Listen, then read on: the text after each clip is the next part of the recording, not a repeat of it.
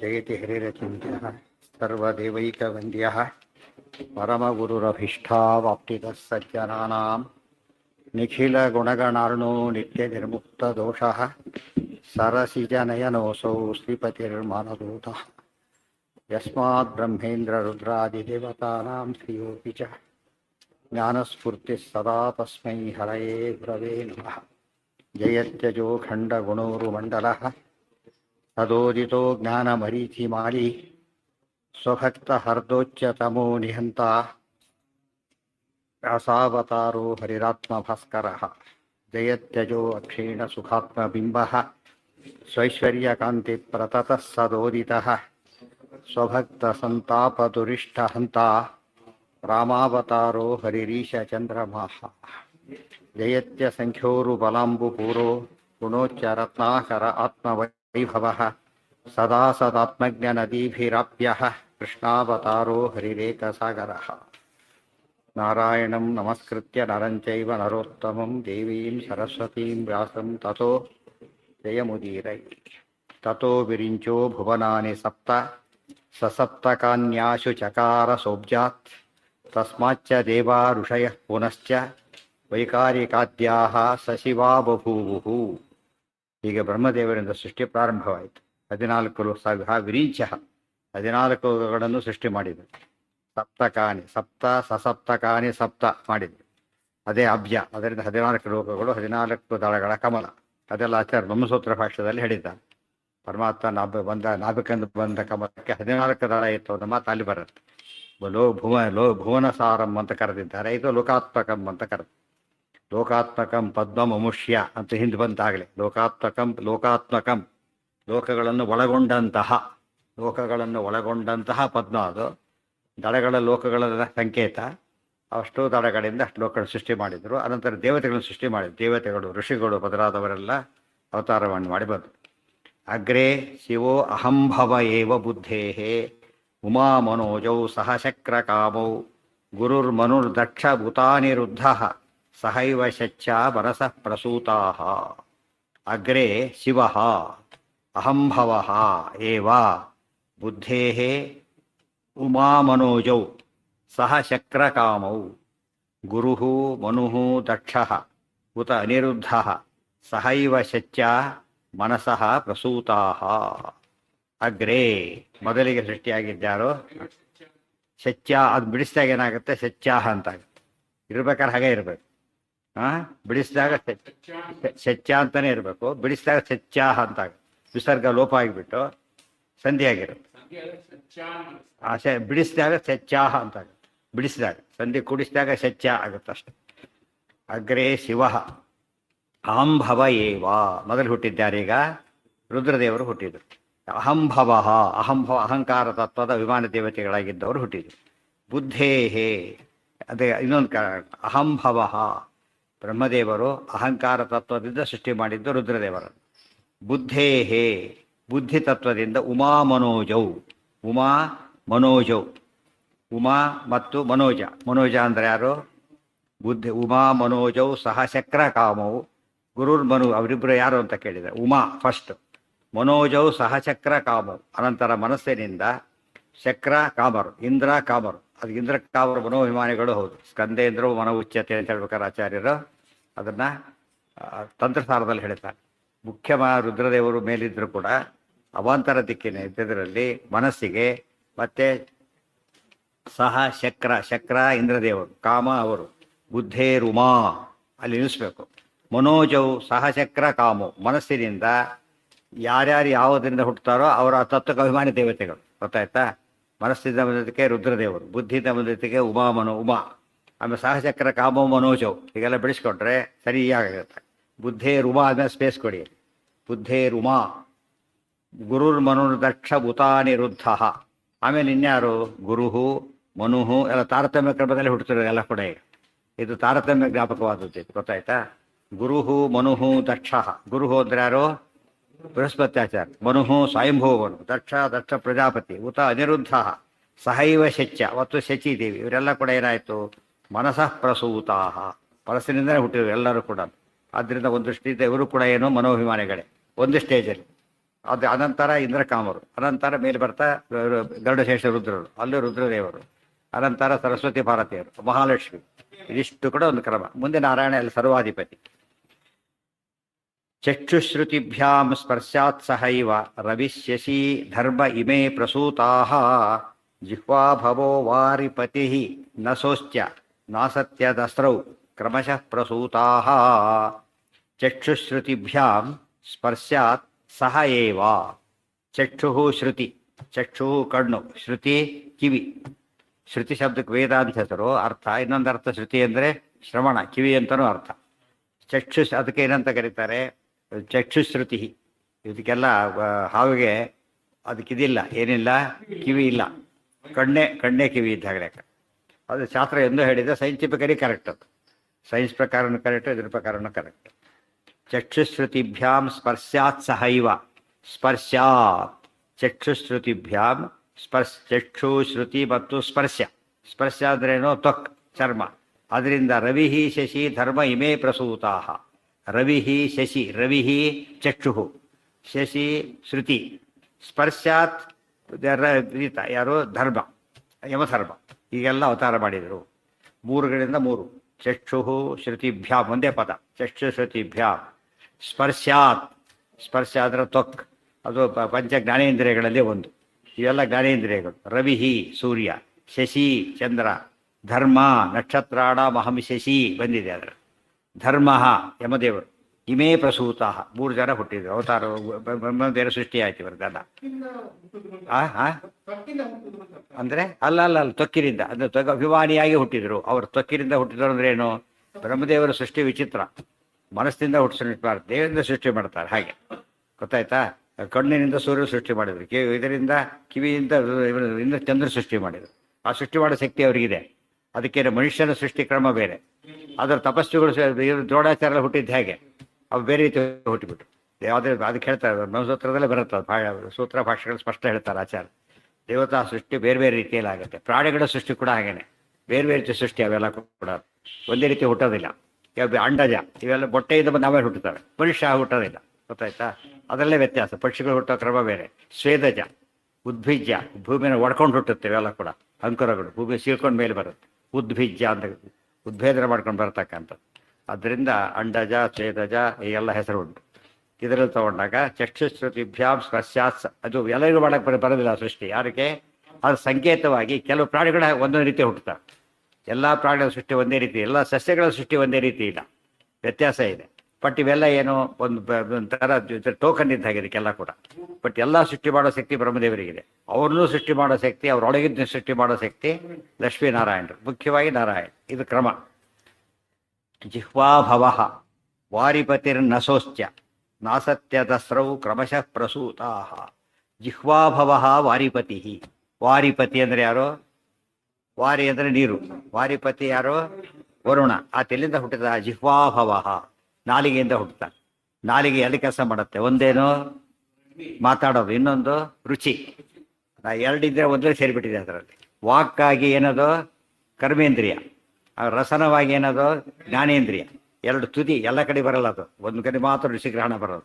ನಾಲಿಗೆಯಲ್ಲೆಲ್ಲ ಸರಿ ಇರುತ್ತೆ, ಮಾತಾಡಕ್ಕೆ ಬರುತ್ತೆ, ರುಚಿ ಗೊತ್ತಾಗಲ್ಲ. ಅರ್ಥ ಇರೋದಕ್ಕೆ ರುಚಿ ಗೊತ್ತಾಗಲ್ಲ ಅಂದ್ರೆ ಏನರ್ಥ, ಅದು ಬೇರೆ ಇಂದ್ರಿಯ ಅಂತ ಅರ್ಥ, ಬೇರೆ ಇಂದ್ರಿಯ. ಅರ್ಥ ಆಯ್ತಾ. ಈಗ ರುಚಿ ಗೊತ್ತಾಗುತ್ತೆ ಬೂಕರಿಗೆ, ಬಟ್ ಇದು ಮಾಡಲ್ಲ, ಮಾತಾಡಕ್ಕೆ ಬರಲ್ಲ. ಯಾಕೆ, ಬೇರೆ ಇಂದ್ರಿಯ ಅದು. ಗೊತ್ತಾಯ್ತು. ಈ ಇಂದ್ರಿಯ ಇದೆ, ಆ ಇಂದ್ರಿಯ ಹೋಗ್ಬಿಟ್ಟಿದೆ. ಗೊತ್ತಾಯ್ತಾ. ಎರಡರಲ್ಲಿ ಒಂದು ಬರ್ತಾರೆ. ಈಗ ನಮಗೆ ವಿಡಿಯೋದಲ್ಲಿ ಎರಡು ಬರುತ್ತೆ, ವಿಡಿಯೋ ಆಡಿಯೋ. ಒಂದು ಹೋದ್ರೆ ಆಡಿಯೋ ಹೋದ್ರೆ ಆಡಿಯೋ ಕೇಳಿಸೋದಿಲ್ಲ, ವಿಡಿಯೋ ಹೋದ್ರೆ ವಿಡಿಯೋ ಕೇಳಿಸೋದಿಲ್ಲ. ಎರಡು ನೋಡೋದು ಒಂದೇ ಸ್ಕ್ರೀನಲ್ಲಿ ನೋಡಿದ್ರೆ ಮೇಲೆ ಅನ್ಸುತ್ತೆ ನಮಗೆ ಎರಡು ಜೊತೆ ಅಂತೇಳಿ. ಮ್ಯೂಟ್ ಮಾಡಿದಾಗ ಏನಾಯ್ತು, ಹೋಯ್ತು. ಇದೆಲ್ಲ ಅರ್ಥ ಮಾಡಿಕೊಂಡ್ರೆ ನೋಡೋದಕ್ಕೆ ಒಂದೇ ರೀತಿ ಕಾಣಿಸುತ್ತೆ. ಆ್ಯಕ್ಚುಲಿ ಎರಡು ಇಂದ್ರಿಯ ಒಟ್ಟಿಗೆ ಇವೆ. ಗೊತ್ತಾಯ್ತಾ. ಎರಡು ಇಂದ್ರಿಯ ಒಟ್ಟಿಗೆ ಇನ್ನೂ ತೊಗೊಂಡು ಸ್ಪರ್ಶನೂ ಸೇರ್ಕೊಂಡ್ಬಿಟ್ಟಿದೆ ಅದರಲ್ಲಿ. ನಾಲಿಗೆ ಸ್ಪರ್ಶ ಜ್ಞಾನ ಇದೆ, ಸ್ಪರ್ಶ ಜ್ಞಾನ ಇದೆ, ರುಚಿ ಜ್ಞಾನ ಇದೆ, ಮಾತಾಡಲಿಕ್ಕೆ ಬರುತ್ತೆ ಬಾಯಿಂದ. ನಾಲಿಗೆಲ್ದು ಎಷ್ಟೋ ಮಾತು ಬರೋದೇ ಇಲ್ಲ ನಾಲಿಗೆ ಹೋಗ್ಬಿಟ್ರೆ. ಗೊತ್ತಾಯ್ತಾ. ಕೆಲ ಅಕ್ಷರಗಳು ನಾಲಿಗೆಯಿಂದನೇ ಹುಟ್ಟಬೇಕು. ಅದರಿಂದಾಗಿ ರಸನ ಅನ್ನೋದು ರುಚಿಗಿದೆ, ರಸನ ಅನ್ನೋದು ಮಾತಾಡಲಿಕ್ಕಿದೆ, ಮತ್ತು ಸ್ಪರ್ಶ ಜ್ಞಾನವೂ ಅದಕ್ಕಿದೆ. ಅದರಲ್ಲಿ ಹುಟ್ಟಿದ್ದು ಜಿಹ್ವಾಭವ ವಾರಿಪತಿ ದಸೋಶ್ಚ. ಮತ್ತು ಇಲ್ಲೂ ಸ್ವಾರಸ್ಯ ಅಂದರೆ ಅದು ನೀರು, ಅದಕ್ಕೆ ಯಾವಾಗಲೂ ಬಾಯಲ್ಲಿ ವೆಟ್ಟಿರುತ್ತೆ ಯಾವಾಗಲೂ ಕೂಡ. ಯಾಕೆ, ಒಳ್ಳೆನೇ ಇರೋದ ವೆಟ್ಟಿರುತ್ತೆ. ಆ ವೆಟ್ಟು ಇದಕ್ಕೆ ನೀರು ಕುಡಿದು ಬರೋ ವೆಟ್ಟಲ್ಲ, ಅದು ಸಹಜವಾಗಿರೋ ವೆಟ್ಟ ಅದು. ಗೊತ್ತಾಯ್ತಾ. ಅದು ಭಾರಿ ಇಂಪಾರ್ಟೆಂಟ್. ಅದರಿಂದಾಗಿಯೇ ಅದು ಯಾವಾಗಲೂ ಕೂಡ ವೆಟ್ಟಿರೋದ್ರಿಂದ ಯಾವಾಗ ಅದು ಡ್ರೈ ಆಗ್ತಾ ಬರುತ್ತೆ ಆಗಲೇ ಇದು ಕತೆ ಮುಗೀತು ಅಂತ ಸ್ಲೋಲಿ ಬಾಯಿ ಒಣಗ್ತಾ ಇದೆ ಅಂತ ಹೇಳ್ತಾರೆ. ಯಾವ ನಿಂತು ಹೋಗ್ಬಿಡುದು, ಒಂದು ಎರಡು ಒಟ್ಟಿಗೆ ಹೋಗ್ಬಿಡ್ತವೆ. ರುಚಿಗೆ ಇದರಲ್ಲಿ ಏನು ಮಾತಾಡಿ ನಿಂತು ಹೋಗ್ಬಿಡುತ್ತೆ ಪೂರ್ತಿ. ಯಾವಾಗ ಹೇಗಿರ್ಬೇಕದು, ಅದು ದೊಡ್ಡ ಡಿಸೀಸ್ ಅದು. ಬಾಯಲ್ಲಿ ಯಾವಾಗ ಅದು ಇದು ಬರೋದಿಲ್ಲ, ಭಾರಿ ಕಷ್ಟ ಬಂದಿದ್ದು ಅದೆಲ್ಲ. ಅದಕ್ಕೆ ಅದೆಲ್ಲ ಮಿಕ್ಸ್ ಆಗ್ತಾ ಹೋಗುತ್ತೆ. ವರ್ಣನಲ್ಲಿರೋದು ಯಾರು? ಮತ್ಸ್ಯರೂಪಿ ಪರಮಾತ್ಮ, ಮತ್ಸ್ಯದೇವರಿದ್ದಾರೆ. ಅಗ್ನಿ, ಮಾತಿಗೆ ಅಗ್ನಿ, ಅದರ ಮುಂದೆ ಬರುತ್ತೆ, ಇಲ್ಲೇ ಬರುತ್ತೆ. ಒಳಗೆ ಪರಶುರಾಮ ದೇವರಿದ್ದಾರೆ. ಇದೆಲ್ಲ ತಗೋತ ತತ್ವ ನಮ್ಮ ದೇಹನೇ. ಅದಕ್ಕೆ ಏನಂತ ಕರೀತಾರೆ ಇದನ್ನು? ಪಿಂಡಾಂಡ ಅಂತ ಕರೀತಾರೆ. ಬ್ರಹ್ಮಾಂಡದಲ್ಲಿ ಏನೇನಿದೆಯೋ ಎಲ್ಲ ಕೂಡ ಎಲ್ಲಿದೆ? ನಮ್ಮ ಸೈಂಟಿಫಿಕಲಿ ಕ್ರಾಸ್ ಸೆಕ್ಷನ್ ಅಂತೀವಲ್ಲ ಹಾಗೆ. ಕ್ರಾಸ್ ಸೆಕ್ಷನ್ ಮತ್ತೆ ಇಂಟಿಗ್ರೇಟ್ ಮಾಡಿದ್ರೆ ಏನಾಗುತ್ತೆ? ಅದು ಹೋಲಿ ಸಿಕ್ಬಿಟ್ಟು ಕ್ರಾಸ್ ಸೆಕ್ಷನ್ ಕರೆಕ್ಟ್ ಪದ. ನಾವು ಎಂಟೈರ್ ಬ್ಯಾಡಿ ಎಂಬುದು ಬ್ರಹ್ಮಾಂಡದ ಕ್ರಾಸ್ ಸೆಕ್ಷನ್ ಇದೆ. ಅದು ಮನುಷ್ಯನ ದೇಹ ಪರ್ಫೆಕ್ಟ್ ಆಗಿರ್ಬಿಡುದು. ಎಲ್ಲ ಪ್ರಾಣಿಗಳಲ್ಲಿ ಕೆಲವು ಮಿಸ್ಸಿಂಗ್ ಇದೆ. 11 ಇಂದ್ರಿಯ ಇಲ್ಲ ತುಂಬ ಪ್ರಾಣಿಗಳಿಗೆ. ಕೆಲವು ಪ್ರಾಣಿಗಳಿಗೆ ಕಲರ್ ಕಾಣಿಸೋದಿಲ್ಲ, ಬ್ಲಾಕ್ ಆ್ಯಂಡ್ ವೈಟ್ ಅಷ್ಟೇ. ಗೊತ್ತಾಯ್ತು? ಅದು ತುಂಬ ವ್ಯತ್ಯಾಸ. ಅದೆಲ್ಲ ಸೃಷ್ಟಿ. ಅದಕ್ಕೆ ಏನಂತ ಸೃಷ್ಟಿದ? ಚಿತ್ರ ವಿಚಿತ್ರ ಸೃಷ್ಟಿ ಅಂತ ಕರೆದಿದ್ದ. ಒಂದೇ ರೀತಿ ಇಲ್ಲೇ ಇಲ್ಲ. ಚಕ್ಷುಶ್ರುತಿಭ್ಯಾಂ ಸ್ಪರ್ಶಾತ್ ಸಹೈವ ರವಿ ಶಶಿ ಧರ್ಮ ಇಮೇ ಪ್ರಸೂತಾ ಜಿಹ್ವಾಭವ ವಾರಿಪತಿ ನಸೋಸ್ತ್ಯ ನಾಸತ್ಯ ದಸ್ರವು. ನಸೋಹು ಮೂಗಿನ ಹೊರಡೆಗಡೆಯಿಂದ. ನಾಸ ಅಂದರೆ ಒಟ್ಟು ಮೂಗು, ಎರಡು ಮೂಗುಗಳಿದೆ, ಎರಡಿರೋದು ಮೂಗುಗಳು, ಇದು ಈ ಕಡೆ ಈ ಕಡೆ. ಅದರಿಂದ ಏನಾಯ್ತಾಗ ನಸೋಹು. ಅದಕ್ಕೆ ನಶ್ಯ ಅಂತ ಹೆಸರಾಯ್ತು. ಎರಡು ಮೂಗಿ ಹಾಕೊಂಡು ಏನಂತ ಕರೀತಾರೆ? ಅದಕ್ಕೆ ನಶ್ಯ. ಗೊತ್ತಾಯ್ತಾ? ಮೂಗಿನಿಂದ ತಿನ್ನೋದು. ನಾಸತ್ಯ ದಸ್ರವು ಅಂದರೆ ಯಾರೋ? ಅಶ್ವಿನಿ ದೇವತೆಗಳು ಹುಟ್ಟಿದ್ರು. ಮೂಗಿನ ಹೊರಗೆ ಹುಟ್ಟಿದ್ದಾರೆ ಅಶ್ವಿನಿ ದೇವತೆಗಳು. ಮುಂದೆ ಅವರು ಈ ರೀತಿ ಹುಟ್ಟುತ್ತಾರೆ, ಸೂರ್ಯನ ಮಗನಾಗಿ ಹುಟ್ಟುತ್ತಾರೆ. ಅದು ಬೇರೆ ಮತ್ತೆ ಹುಟ್ಟು. ಈ ಹುಟ್ಟು ಬೇಸಿಕ್ ಇದು. ಇದು ಮುಂದಿನ ಹುಟ್ಟುಗಳು ಬೇರೆ. ಇದು ತಾರತಮ್ಯಕ್ಕೆ ಉಪಯೋಗ. ಇದೆಲ್ಲ ಕೂಡ ತಾರತಮ್ಯ ಇದೆ ಇದರಲ್ಲಿ. ನಾಸತ್ಯದಾಸ್ತ್ರವು ಕ್ರಮಶಃ ಪ್ರಸೂತಾ. ಒಟ್ಟಿಗೆ ಹುಟ್ಟಲಿಲ್ಲ, ಕ್ರಮಶಃ. ಸೀನಿಯಾರಿಟಿ ಎಲ್ಲ ಸೀನಿಯರ್ ಜೂನಿಯರ್ ಇದೆ ಅದರೊಳಗೆ ಮಧ್ಯೆ ಮಧ್ಯೆ. ಅದು ಹುಟ್ಟಿದ್ದು ಒಟ್ಟೆ ಹೇಳ್ತಿದ್ದಾರೆ ಹೊರತು ಏಕ್ದಮ್ ತಕ್ಷಣ ಬಂದುಬಿಡಲಿಲ್ಲ. One after another. ಆ ಕ್ರಮ ಕೂಡ ಇದೆ. ಕ್ರಮ ಯಾತಕ್ಕೆ ತೋರಿಸ್ತಾ ಇದೆ? ತಾರತಮ್ಯ ಕ್ರಮ. ಅವರ ಕೆಪಾಸಿಟಿಯಲ್ಲೂ ವ್ಯತ್ಯಾಸ ಇದೆ, ಅವ್ರ ಹುಟ್ಟಿನಲ್ಲೂ ವ್ಯತ್ಯಾಸ ಇದೆ. ಅದಕ್ಕೋಸ್ಕರ ಅಣ್ಣ ತಮ್ಮ ಅಂತ ಹೇಳ್ಬೇಕಾದ್ರೆ ರೆಸ್ಪೆಕ್ಟ್ ಯಾರಿಗೆ ಕೊಡಬೇಕು? ಅಣ್ಣನಿಗೆ. ಹುಟ್ಟಿನಿಂದ ಒಂದೇ ಒಂದು ಗ್ರೇಟ್ ಇದೆ. ತಮ್ಮ ಏನೇ ಆಗಿರಲಿ, ಅಣ್ಣ ಏನೇ ಆಗಿರಲಿ, ಅಣ್ಣನಾಗಿ ತಮ್ಮನಿಗೆ ಏನಾಗ್ತಾನೆ? ಅಣ್ಣ ಒಂದೇನಾಗ್ತಾನೆ. ಗೊತ್ತಾಯ್ತಾ?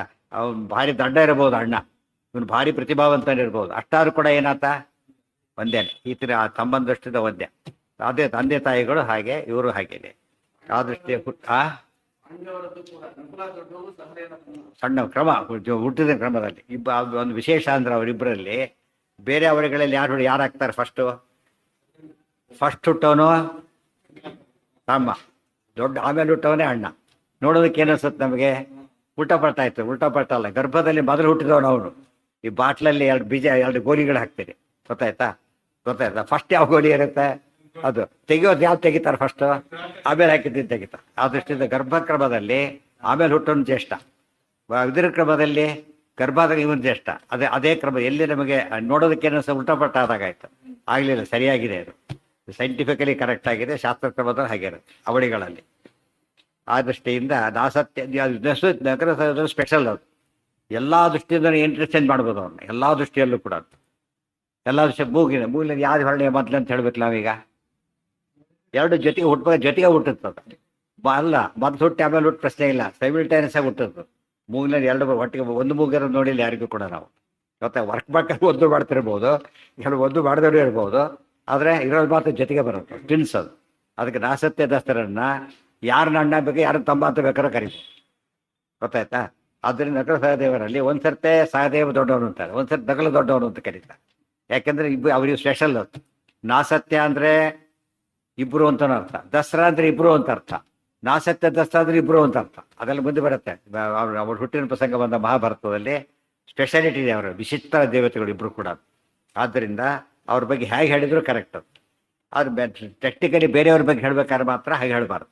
ಆಮೇಲೆ ಹುಟ್ಟವನೇ, ಮೊದಲು ಹುಟ್ಟವನೇ ಚಿಕ್ಕವನು, ಆಮೇಲೆ ಹುಟ್ಟವನೇ ದೊಡ್ಡವನು. ನಾಸತ್ಯದಸ್ತ್ರವು ಕ್ರಮಶಃ ಪ್ರಸೂತಾ.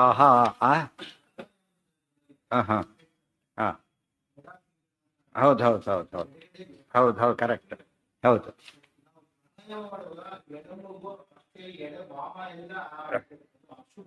ಸರಿ. ಹೌದು.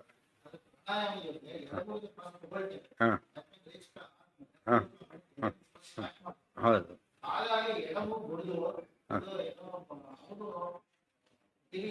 ಅದು ಪ್ರಾಣಾಯಾಮದ ಒಂದು ಕ್ರಮ. ಪ್ರಾಣಾಯಾಮ ಒಂದು ಕ್ರಮ ಅಷ್ಟೇ. ಉಲ್ಟಾ ಪಟ್ಟಣ ಮಾಡೋದು ಪ್ರಾಣಾಯಾಮನ. ಹೀಗೂ ಮಾಡ್ಬೋದು, ಗೊತ್ತಾಯ್ತಾ? ಇದರಿಂದ ಅಲ್ಲ, ಇದರಿಂದ ಬಿಟ್ಟು ಇದರಿಂದನೂ ಮಾಡ್ಬೋದು. ಸೊ ಪ್ರಾಣಾಯಾಮಗಳು ಅನೇಕ ವೆರೈಟಿಗಳಲ್ಲಿ ಎರಡು ಮೂಗಿನಂತೂ ಆಡ್ಬೋದು ಒಟ್ಟಿಗೆನೆ. ಭಸ್ತ್ರಿಕಾದಲ್ಲಿ ಏನು ಮಾಡ್ತಾರೆ, ಎರಡರಲ್ಲಿ ಒಟ್ಟಿಗೆ ಹೋಗ್ಬೇಕಲ್ಲ, ಒಟ್ಟಿಗೆ ಹೋಗ್ಬೇಕು. ಒಂದು ಮೊದಲು ಕೆಲವು ಮಂತ್ರ ಜಪಗಳಿಗೆ ಕ್ರಮ ಬೇರೆ, ಫಿಸಿಕಲ್ ಇದಕ್ಕೆ ಬೇರೆ, ಯೋಗದಲ್ಲಿ ಬೇರೆ, ಮಂತ್ರ ಜಪಕ್ಕೆ ಬೇರೆ. ಆದ್ದರಿಂದ ಅದು ನಿಯಮ ಅಲ್ಲ. ಆದರೆ ಆ್ಯಕ್ಚುಲಿ ಇದು ಏನು ವೇದ ಬರ ಏನಂತ ಕರೀತಾರೆ, ಸಾಮಾನ್ಯವಾಗಿ ಮಾಡ್ಬೇಕಾದ್ರೆ ಏನು ಮಾಡಬೇಕು, ರೇಚಕ ಯಾವುದರಿಂದ ಆಗಬೇಕು, ಬಲದಿಂದ ಆಗಬೇಕು. ಇದರಿಂದ ಏನಾಗಬೇಕು, ಪೂರಯಿತ್ವಾತು ವಾಮ, ಇದರಿಂದ ಎಡಗಡೆಯಿಂದ ತುಂಬಿಸ್ಬೇಕು, ಕುಂಭಕದಿಂದ ಇಟ್ಕೋಬೇಕು. ಇದು ಒಂದು ಕ್ರಮ, ಮಂತ್ರ ಜಪಕ್ಕೆ ಬೇಕಾದ ಕ್ರಮ ಇದು. ಆದರೆ ಎಲ್ಲದಕ್ಕೂ ಅದೇ ಕ್ರಮ ಅಲ್ಲ. ಮತ್ತು ಆರೋಗ್ಯ ದೃಷ್ಟಿಯಿಂದ ಕೂಡ ಕೆಲವು ಸರ್ತಿ ಉಷ್ಣ ಪ್ರಾಣಾಯಾಮ, ಶೀತ ಪ್ರಾಣಾಯಾಮ ಅಂತ ಬೇರೆ ಇದೆ. ಉಲ್ಟಪಲ್ಟ ಮಾಡಿದಾಗ ಏನಾಗುತ್ತೆ, ಅದು ಎಫೆಕ್ಟ್ ಚೇಂಜ್ ಆಗಿಬಿಡುತ್ತೆ. ಅದರಿಂದ ಏನಾಯಿತು ಅಂತ ಕೇಳಿದರೆ ಮಲ್ಲೂ ಸಾಮಾನ್ಯ. ಮತ್ತೆ ಇದರಿಂದ ಮೊದಲು ಅದರಿಂದ ಮೊದಲು ಎರಡು ಕ್ರಮ ಇರೋದ್ರಿಂದ ಅಲ್ಲೂ ಕೂಡ ಯಾರು ಮೊದಲು ಅಂದ್ರೆ ಏನು ಹೇಳಬೇಕು, ಏನಂತ ಹೇಳಿದ್ರೆ ಕ್ರಮದಲ್ಲಿ ನಕಲ ಸಹದೇವ ಅಂತಲೇ ಹೇಳೋದು, ಸಹದೇವನ ಕಲಾ ಅಂತ ಹೇಳೋದಿಲ್ಲ. ನಕಲ ಸಹದೇವ ಅಂತಲೇ ಹೇಳೋದು, ನಕಲ ದೊಡ್ಡವನು ಸಹದೇವ ಅಂತ. ಆದರೆ ಮಹಾಭಾರತ ಹೇಳಬೇಕಾದ್ರೆ ಎಷ್ಟೊತ್ತಲ್ಲ ಇವನ್ ದೊಡ್ಡ ಅವ್ರು ಎಕ್ಸ್ಚೇಂಜ್ ಮಾಡಿಬಿಡ್ತಾರೆ ಇಬ್ಬರು ಕೂಡ. ಕಾರಣ ಏನು, ಇವು ಸ್ಪೆಷಲ್ ಅಷ್ಟೇ, ಬೇರೆ ಯಾರಿಗೂ ಇಲ್ಲ. ಯಾರಿಗೆ ಅಶ್ವಿನಿ ದೇವತೆಗಳಷ್ಟೇ ಸ್ಪೆಷಲ್ ಇದೆ. ಅದು ಯೋಚನೆ ಮಾಡಿನೇ ಮಾದ್ರಿ ಆ ಮಂತ್ರ ಹೇಳಿಲ್ಲ ಅಂತ ಮುಂದೆ ಹೇಳ್ತಾರೆ. ಏನಾಯ್ತು, ತತಃ ಸನಾದ್ಯಾಶ್ಚ, ಅದಾದ ಮೇಲೆ ತತಃ ಸನಾದ್ಯಾಶ್ಚ ಮರೀಚಿ ಮುಖ್ಯಾಹ ದೇವಾಶ್ಚ ಸರ್ವೇ ಕ್ರಮಶಃ ಪ್ರಸೂತಾಃ ತತೋ ಅಸುರಾದ್ಯಾಃ ಋಷಯೋ ಮನುಷ್ಯಾಃ ಜಗದ್ವಿಚಿತ್ರಂಚ ವಿರಿಂಚತೋಹು. ತತಃ ಸನಾದ್ಯಾಶ್ಚ, ಸನಾದ್ಯಾಶ್ಚ ಸನಕ ಸನಾದಿಗಳು, ಅದಕ್ಕೆ ಸನ ಎಲ್ಲರಿಗೂ ಕಾಮನ್ ಆದ್ದರಿಂದ ಸನ ಅಂತ ಅಷ್ಟೇ ಹೇಳ್ಬಿಟ್ಟು. ಇನ್ನು ಒಂದು ಸೇರಿಸಿದ್ರು ಕೂಡ ಏನಾಗ್ತಿತ್ತು, ಒಬ್ಬರು ಲಿಮಿಟ್ ಆಗಿಬಿಡೋದು. ಸನ ಕಾಮನ್ ಫ್ಯಾಕ್ಟರ್ ಪೂರ್ತಿಯಾಗಿ. ಇದತ್ತ ಸನಾದ್ಯಾಶ್ಚ ಮರೀಚಿ ಮುಖ್ಯಾಹ ದೇವಾಶ್ಚ, ಸನಾದಿಗಳು ಋಷಿಗಳು, ಮರೀಚಿ ಮುಖ್ಯರು ಇನ್ನೂ ಋಷಿಗಳು, ದೇವಾಶ್ಚ. ಆಮೇಲೆ ಈ ಕ್ರಮದಲ್ಲಿ ಬಂದಾಗ ಮರೀಚಿ ಮೊದಲಾದವರು ಬ್ರಹ್ಮದೇವರ ಮನಸ್ಸಿನಿಂದ ಹುಟ್ಟಿದವರೇ ಅವರು ಕೂಡ, ಬಟ್ ಆಮೇಲೆ ಹುಟ್ಟಿದವರು, ಮೊದಲಾಗಿ ಹುಟ್ಟಿದವರಲ್ಲ. ದೇವಾಶ್ಚ ಸರ್ವೇ ಕ್ರಮಶಃ ಪ್ರಸೂತಾಹ, ಎಲ್ಲ ದೇವತೆಗಳು ಕೂಡ ಕ್ರಮವಾಗಿ ಹುಟ್ಟಿದರು. ಇದಿಷ್ಟು ಕೂಡ ದೇವತಾ ಸೃಷ್ಟಿಯಾಯಿತು. ತಥೋ ಅಸುರಾದ್ಯಾಹ ಋಷಯೋ ಮನುಷ್ಯಾಹ ಜಗದ್ವಿಚಿತ್ರಂತೆ ವಿರಿಂಚತೋಹು. ತತಃ ಅಸುರಾದ್ಯಾಹ, ಅಸುರಲ್ಲೇ ಹುಟ್ಟಬೇಕಲ್ಲ, ಎಲ್ಲರಿಗೂ ಅವರೇ. ಆದ್ದರಿಂದ ಇವ ಪಾಂಡವರು ಕೌರವರು ಇಬ್ಬರು ಕೂಡ ಹುಟ್ಟಿ ಚಂದ್ರವಂಶದಲ್ಲಿ ಹೇಗೋ ಎಲ್ಲ ಬ್ರಹ್ಮದೇವರ ಮಕ್ಕಳೇನೆ. ಅದಕ್ಕೇನೆ ಎಲ್ಲರೂ ಏನು ಮಾಡ್ತಿದ್ರು, ಎಲ್ಲರಿಗೂ ತಾತ ಅವರು. ಇಲ್ಲಿ ಹೇಗೆ ವೇದವ್ಯಾಸರು ತಾತ ಅಂತ ಕರೀತಾರೋ, ಭೀಷ್ಮರ ತಾತ ಹೇಗೋ ಎಲ್ಲರಿಗೂ ತಾತ ಅವರು. ಗೌರವದಿಂದ ಹೋದಾಗ ವೇದವ್ಯಾಸದೇವರು ಇದ್ದಾಗೆ, ಬರೀ ಹೋದಾಗ ಭೀಷ್ಮರು ಇದ್ದಾಗೆ. ಆದರೆ ಭೀಷ್ಮರು ಪಿತಾಮಹ ಅಂತ ಕರೆದ ವ್ಯಾಸರನ್ನು ಕರೀಲಿಲ್ಲ. ಯಾತಕ್ಕೆ, ಏನು ಮಾಡಿದ್ರು ವೇದವ್ಯಾಸರು, ಇವ್ರು ವಂಶಕ್ಕೆ ಕೊಟ್ಟಿದ್ದರಿಂದ. ಮಕ್ಕಳು ತಾವು ಹುಟ್ಟಿದ್ರು ತಮ್ಮಿಂದ ಆದರೂ ಕೂಡ ಯಾರಿಗೆ ಕೊಟ್ಟರು ಅದನ್ನು, ಈ ವಂಶಕ್ಕೆ ಕೊಟ್ಟಿದ್ದರಿಂದ ಹೆಸರು ಯಾರಿಗೆ, ಭೀಷ್ಮರ ಪಿತಾಮಹರಾದ್ರೆ ಹೊರತು ನಿಜವಾಗ್ಲೂ ವೇದವ್ಯಾಸರು ಕೂಡ ಏನೋ ಅವರು ಪಿತಾಮಹರೇ. ಆದರೆ ಈ ವಂಶಕ್ಕೆ ಕೊಟ್ಬಿಟ್ಟಿದ್ರೆ ಏನಾಯ್ತಾಗ ಇವ್ರಿಗೆ ಈ ಹೆಸರು ಬಂತು, ಅವರಿಗೆ ಪಿತಾಮಹ ಗುರುತ್ವ ಬಂತವ್ರಿಗೆ. ಅದೊಂದು ಸ್ವಲ್ಪನೇ ವ್ಯತ್ಯಾಸ. ತಥೋ ಅಸುರಾದ್ಯಾಹ ಋಷಯೋ ಮನುಷ್ಯ, ಆಮೇಲೆ ಮನುಷ್ಯರು ಜಗದ್ವಿಚಿತ್ರಂಚ ವಿರಿಂಚತೋ, ಒಟ್ಟು ವಿಚಿತ್ರ ವಿಚಿತ್ರವಾದ ಜಗತ್ತೆಲ್ಲ ಏನಾಯಿತು, ಈ ರೀತಿ ಬ್ರಹ್ಮದೇವರಿಂದ ಸೃಷ್ಟಿಯಾಯಿತು. ಇದಿಷ್ಟು ದ್ವಾದಶಾಸ್ತ್ರ ಓದಬೇಕಾದ್ರೆ ಶೇಷಾಹಿ ವೈರಿ ಶಿವಶಕ್ರ ಮನುಪ್ರಧಾನಾಹ ಚಿತ್ರ ಉರು ಕರ್ಮ ರಚನಂ ಯದಪಾಂಗಲೇಶಂ ಆಶ್ರಿತ್ಯ ವಿಶ್ವಮಖಿಲಂ ವಿದಧಾತಿ ಧಾತ ಶ್ರೀರ್ಯತ್ಕಟಾಕ್ಷ ಫಲವತಿ ಅಜಿತಂ ನಮಾಮಿ. ಇದೆಲ್ಲ ಇದಿಷ್ಟು ಓದಿದ್ರೆ ಕ್ಲಿಯರಾಗಿ ಗೊತ್ತಾಗುತ್ತೆ. ಬರೀ ವಿಚಿತ್ರ ವಿಚಿತ್ರ ಅಂದರೆ ಉಪಯೋಗ ಆಗಲ್ಲ. ಏನಾಗಬೇಕದು ಎಕ್ಸ್ಪ್ಲೇನ್ ಮಾಡ್ಬೇಕು ಹೇಗೆ ಅಂತ ಹೇಳ್ಬಿಟ್ಟು. ಉರುಕ್ರಮ ದ್ವಾದಶ ಸ್ತೋತ್ರ ಅದು ದಿವಸ ಹೇಳ್ತಿರ್ಬೇಕಾದ್ರೆ ಇದಿಷ್ಟು ಏನಾಗುತ್ತೆ, ನೆನಪಿ ಬರುತ್ತೆ. ಇದೆಲ್ಲ ಓದಿ ಅದನ್ನು ಹೇಳ್ತಿರ್ಬೇಕು. ಸ್ತೋತ್ರ ಮಾಡ್ತಿರ್ಬೇಕಾದ್ರೆ ಪೂರ್ತಿ ಜ್ಞಾಪಕ ಬರೋದ್ರಿಂದ ಏನಾಗುತ್ತೆ, ಅನುಸಂಧಾನ ಬರುತ್ತೆ. ಇಲ್ಲೋದ್ರೆ ಎಲ್ಲೋ ನೋಡ್ತಾ ಎಲ್ಲೋ ಮಂತ್ರ ಹೇಳ್ತಾ ಏನೋ ಮಾಡ್ತಾ ಒಂದು ಕೋಯಿನ್ಸಿಡೆಂಟ್ ಆಗೋದಿಲ್ಲ. ಮನಸ್ಸಲ್ಲೊಂದು, ಮಾತಲ್ಲೊಂದು, ಕೃತಿಯಲ್ಲೊಂದು. ಮೂರು ಯಾವಾಗ ಆಗುತ್ತೆ, ಈ ಶಬ್ದ ಅರ್ಥ ಕಾನ್ಸೆಪ್ಟ್ ಮೂರು ಸೇರ್ಬೇಕು. ಶಬ್ದ ಅದು ಸಂಬಂಧಪಟ್ಟಂಥ ಬರೀ ವಾಕ್ಯಾರ್ಥ, ಶಬ್ದಗಳ ಅರ್ಥ, ಆಮೇಲೆ ಕಾನ್ಸೆಪ್ಟ್ ವೈಸ್ ಅರ್ಥ. ಮೂರು ಆದಾಗ ಕರೆಕ್ಟಾಗಿ ಡೈವರ್ಟ್ ಆಗೋ ಚಾನ್ಸ್ ಬರೋದಿಲ್ಲ. ಅದಕ್ಕೆ ಬೋಧಿ ಮಾಡೋದಕ್ಕೂ ಹಾಗೆ ಮಾಡೋದಕ್ಕಿರೋ ಡಿಫ್ರೆನ್ಸ್ ಅಷ್ಟು. ಅದನ್ನ ಹೇಗೂ ಮಾಡಿ ಅವರು ಮಾಡ್ತಾರೆ, ನಾವು ಪೂಜೆ ಮಾಡ್ತೇವೆ ಅಂತೇಳಿ ಒಂದು ನೈವೇದ್ಯ ಫಾಸ್ಟ್ ಮಾಡಿ ಹೀಗಂದು ಅಂದ್ಬಿಟ್ರೆ ಅಷ್ಟೇ ಆಯಿತು ಮಂಗಳಾರತಿ. ಇಷ್ಟು ಫಾಸ್ಟ್ ನೈವೇದ್ಯ ಅಂತ ಹೇಳಿದರೆ ನೈವೇದ್ಯ ಕ್ರಮ ಇದೆ. ಬಟ್ ಯಾವುದೋ ಕ್ರಮದಲ್ಲಿ ಏನು ಮಾಡಿದ್ರೆ ಅವರೀಗ ಗೊತ್ತಿದೆ ವಿಷಯ, ತಕ್ಷಣ ಮಾಡಿಬಿಟ್ಟು ಫಸ್ಟ್ ಏನು ಮಾಡ್ತಾನೆ, ಗೇರ ಬಂದು ಹಾಕಿ ಮುಂದಕ್ಕೆ ಹೋಗಿ ಮತ್ತೆ ಇದು ಮಾಡಿ ಭಾರಿ ಕಷ್ಟಪಡಬೇಕು ಬಿಗಿನಿಂಗ್ನಲ್ಲಿ. ಎಕ್ಸ್ಪರ್ಟ್ ಏನು ಮಾಡ್ತಾನೆ, ಗೊತ್ತಾಗಿ ಮುಂದೆ ಓತಾಡಕ್ಕೆ ಹಾಕ್ಬಿಟ್ಟಿರ್ತಾನೆ ಆಗಲೇ. ಯಾಕೆ ಫಾಸ್ಟಾಗಿ ಮಾಡ್ತಾನೆ. ಅವನೇನು ಸ್ಟೆಪ್ಸ್ ಯಾವುದು ಬಿಟ್ಟಿಲ್ಲ, ಯಾವ ರೀತಿ ಮಾಡಿದ್ದಾರೋ ಫಾಸ್ಟಾಗಿ ಮಾಡಿದ್ದಾರೆ. ಅನುಸಂಧಾನ ಕ್ರಮ ಎಕ್ಸ್ಪೀರಿಯನ್ಸ್ನಿಂದ ಏನಾಗ್ತಾ ಹೋಗುತ್ತೆ, ನಾಲೆಡ್ಜ್ ಜಾಸ್ತಿ ಆಗಬೇಕು, ಎಕ್ಸ್ಪೀರಿಯನ್ಸ್ ಜಾಸ್ತಿ ಆಗಬೇಕು. ಅವಾಗೇನಾಗುತ್ತೆ, ಕ್ಲಾರಿಟಿ ತುಂಬ ಜಾಸ್ತಿ ಆಗುತ್ತೆ. ಅದಕ್ಕೆ ಫ್ರೆಷರ್ಸಿಗೆ ಸಂಬಳ ಕಡಿಮೆ, ಎಕ್ಸ್ಪೀರಿಯನ್ಸ್ ಆದವರಿಗೆ ಜಾಸ್ತಿ. ಈಗ ಉಲ್ಟಾಪಲ್ಟ, ಈಗ ಫ್ರೆಷರ್ಸ್ಗೆ ಜಾಸ್ತಿ, ಕಂಪ್ಯೂಟರಲ್ಲಿ ಯಾರಿಗೆ ಜಾಸ್ತಿ ಕೊಡ್ತಾರೆ? ಸಾಮಾನ್ಯವಾಗಿ ಅವ್ರು ಬೇಗ, ಇವ್ರಿಗೆ ಪ್ರಿಫರೆನ್ಸ್ ಜಾಸ್ತಿ, ಯಾಕೆಂದರೆ ಅಪ್ಡೇಟ್ ಮಾಡ್ಕೊಂಡಿರ್ತಾರೆ ಅವರು. ಅವ್ರದ್ದು ಆಲೆ ಓಲ್ಡ್ ಆಗ್ತಾ ಬರೋದು. ಯಾವ ಬೇಗ ರಿಟೈರ್ ಆಗ್ಬೇಕಾದ್ರೆ ಅವ್ರನ್ನ ಮಾಡ್ತಾರೆ, ಇವ್ರನ್ನ ಮಾಡಲ್ಲ. ಯಾರನ್ನ ಮಾಡ್ತಾರೆ? ರಿಟೈರ್ಮೆಂಟ್ ಮಾಡ್ತಾರೆ ಫಸ್ಟು, ಯಾಕೆಂದ್ರೆ ಅವ್ರು ಬೇಗ ಹೋಗ್ಬಿಡ್ಲಿ ಅಂತ ಹೇಳಿ. ಅದಕ್ಕೆ ಇವ್ರು ಏನು ಮಾಡ್ತಾರೆ, ಅಷ್ಟರೊಳಗೆ ನಾನು ಕೆಲಸ ಮಾಡ್ಕೊಂಡು ನಾವು ಒಂದು ಕಾಯ್ತಿರ್ತಾರೆ. ಕೆಲವು ನಾಲೆಡ್ಜ್ ಅಪ್ಡೇಟ್ ಆಗಬೇಕಾದ್ರೆ ಫ್ರೆಷರ್ಸ್ ಫೈನ್, ಕೆಲವು ಎಕ್ಸ್ಪೀರಿಯನ್ಸ್ ಬೇಕಾದಾಗ ಯಾವ್ದು ಒಳ್ಳೆಯದು? Seniors fine. ನಮ್ಮ ಆ್ಯಕ್ಚುಯಲ್ ನಾಲೆಡ್ಜ್ನಲ್ಲಿ ಯಾವಾಗಲೂ ಕೂಡ ಅಲಾಂಗ್ ವಿತ್ ಏಜ್ ಆ್ಯಂಡ್ ಇದು ಸ್ಟಡಿ ಆ್ಯಂಡ್ ಎಕ್ಸ್ಪೀರಿಯನ್ಸ್ ಮೂರು ಏನಾಗುತ್ತೆ? ಕ್ಲಬ್ ಆಗುತ್ತೆ. ಬರೀ ಎಕ್ಸ್ಪೀರಿಯನ್ಸ್ ಒಬ್ರಿಗೆ ಆಗಿದೆ, ಕ್ವಾಲಿಫಿಕೇಷನ್ ಜಾಸ್ತಿ ಇದೆ, ಎಕ್ಸ್ಪೀರಿಯನ್ಸ್ ಜಾಸ್ತಿ ಆಗಿದೆ, ಅವಾಗ ಏನಾಯಿತು? ಇವರಿಗೆ ಜಾಸ್ತಿ ಪ್ರಿಫರೆನ್ಸ್ ಸಿಗುತ್ತೆ. ಇವೆಲ್ಲ ಲೋಕದಲ್ಲೂ ಇದೆ, ಶಾಸ್ತ್ರದಲ್ಲೂ ಇದೆ. ತಥೋ ಅಸುರಾದ್ಯಾ ಋಷಯೋ ಮನುಷ್ಯಾ ಜಗದ್ವಿಚಿತ್ರಂಚ ವಿರಿಂಚತಃ ಅಭೂತ್.